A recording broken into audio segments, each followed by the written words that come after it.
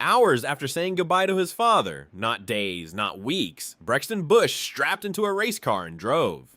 Tuesday night, June 2nd, Charlotte Motor Speedway. An 11-year-old boy climbed into his neon green number 18 Legend car and began turning practice laps. No fanfare, no announcement, just a kid doing the one thing he had always done with his father. And when the photos hit the internet, the entire NASCAR world stopped scrolling. This is not a feel-good sidebar. This may be the single most quietly powerful moment in NASCAR this entire year. Earlier that same day, a private memorial service was held for Kyle Busch somewhere in the Charlotte area. The location was not publicly disclosed. The attendees were kept private, but the sport knew. Kyle Larson had alluded to it the night before, after winning his dirt race in Iowa. He told reporters, "We know how much the Busch family means to all of us, and we greatly miss Kyle. We get to celebrate his life tomorrow, so I'm looking forward to doing that, and I want to send that money to them." Announcing he would donate his race winnings to Bundle of Joy, the charity Kyle and Samantha Busch founded to help families struggling with infertility. Fox Sports reporter Bob Pockras confirmed the service was happening, and the next morning, retired NASCAR legend Mark Martin said everything that needed to be said in a single tweet. "My eyes watered a lot yesterday." That was the morning. By that evening, Brexton Busch was at Charlotte Motor Speedway in Concord, North Carolina, running practice laps for the Cookout Summer Shootout, a weekly legend car series held at the track.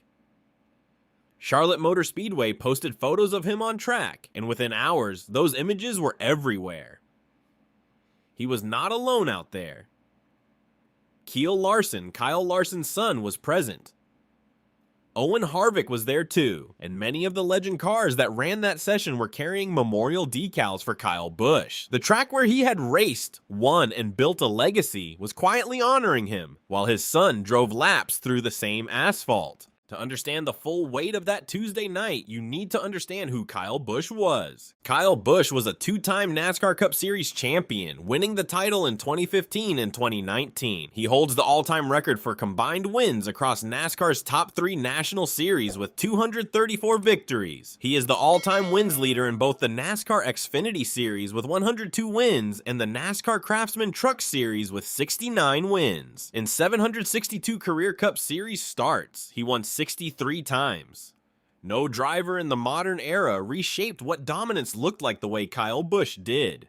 His final race came on May 15th at Dover. He led 147 laps in a dominating Truck Series victory, his 234th win, and the last of his career. 6 days later, on May 21st, Kyle Busch died at the age of 41. Severe pneumonia had progressed into sepsis. His death certificate listed a chain of events that advanced the infection into full septic shock. The medical examiner estimated he had sepsis for just 1 day before he died. What made his death so staggering, beyond the shock of losing a 41-year-old athlete, was how sudden the collapse was. Dr. Todd Rice, professor of medicine and director of the intensive care unit at Vanderbilt University Medical Center, described it plainly.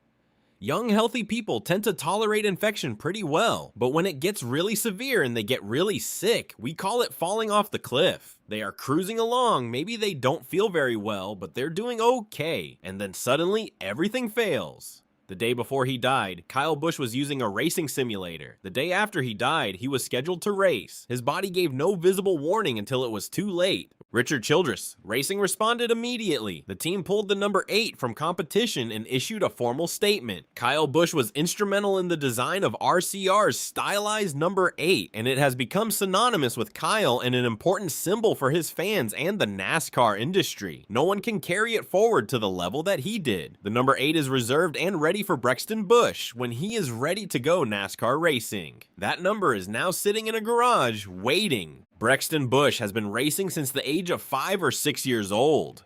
Last year, 2025, he won 48 races, not 48 starts, 48 wins. Across legend cars, bandoleros, micros, bandits, late models, and sprint cars, he is the defending legend car national champion. He has accumulated over 100 career wins in total. The talent is not a projection, it is already documented. But what made Brexton's relationship with racing unique was never just the results. Kyle Busch was not simply his father, he was Brexton's crew chief, his coach, and his constant presence at the track from the very beginning. If you watched a single race weekend involving Kyle Busch in recent years, Brexton was nearby, in the garage, at the hauler, on the pit box. The two were inseparable in that environment. Racing was not just something Brexton did, it was the language he and his father shared every single week. Earlier in 2026, that relationship produced one of the most memorable moments in grassroots racing. Brexton raced against his father for the first time at the Tulsa Shootout. Kyle Busch himself posted about it on social media afterward. Even though he may not admit it, at Brexton Busch was having just as much fun as I was. That was the last full racing season they had together, and now at 11 years old, Brexton carries that forward alone, with a number 8 RCR car waiting for him when he turns 16 for the Truck Series and 18 for the Cup Series. The path Brexton is walking is not new. It is the same path that produced the current generation of NASCAR's biggest names. Legend cars built Chase Elliott, Joey Logano, Ryan Blaney, Bubba Wallace, Dale Earnhardt Jr. All of them came through this exact pipeline, and Kyle Busch himself started right here, in Legend cars, in Las Vegas, before ascending to become the most prolific winner in the sport's history. Brexton is now on that same track, in that same series, at the same stage of development his father once occupied. The Cookout Summer Shootout is not recreational racing. Last year, Cup Series drivers Bubba Wallace and Shane Van Gisbergen stepped into Legend cars for this event. Van Gisbergen's recent oval performances make clear those laps carry real competitive weight. This is high-stakes developmental racing. The names Brexton races against and alongside at this level will be familiar names in NASCAR garages within a decade. When Kyle Busch died, NASCAR did not move on. The sport stopped. The Coca-Cola 600 at Charlotte Motor Speedway on May 24th became a tribute. The front row was left empty during the pre-race ceremonies. Pole sitter Tyler Reddick left a gap, a missing man formation for Kyle Busch in pole position.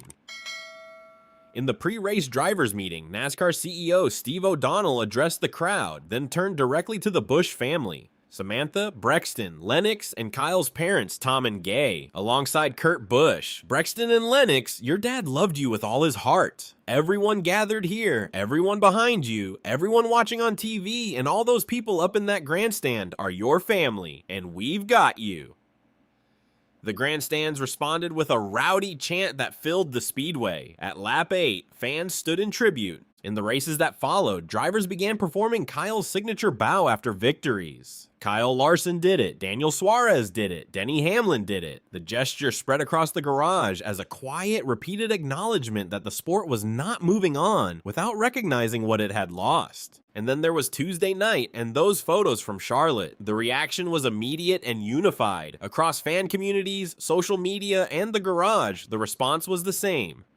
One Reddit user put it simply, Kyle's son has a look on his face, not of a grieving boy, but a young man taking care of his mother. Amazing courage. Even people who had spent years booing Kyle Busch from the grandstands, and there were many, acknowledged the weight of what they were seeing. Whatever complicated history fans had with Kyle the driver, it did not survive the image of his 11-year-old son back behind the wheel on the day they said goodbye to him. There is a reason Brexton went to the racetrack that Tuesday. Grief does not follow a schedule, but racing demands total mental presence. It is one of the few pursuits where the act of doing it, the physical discipline it requires, and the concentration it demands genuinely forces the mind into the present. For a child who grew up on racetracks, who learned the sport from his father, who spent more of his life in a racing garage than almost anywhere else, getting back behind the wheel was not impulsive. It was probably the only thing that felt normal. The racetrack was not a distraction from grief. It was the place where Brexton and his father had always existed together. Going there was not running away. It was returning to the one place that still made complete sense.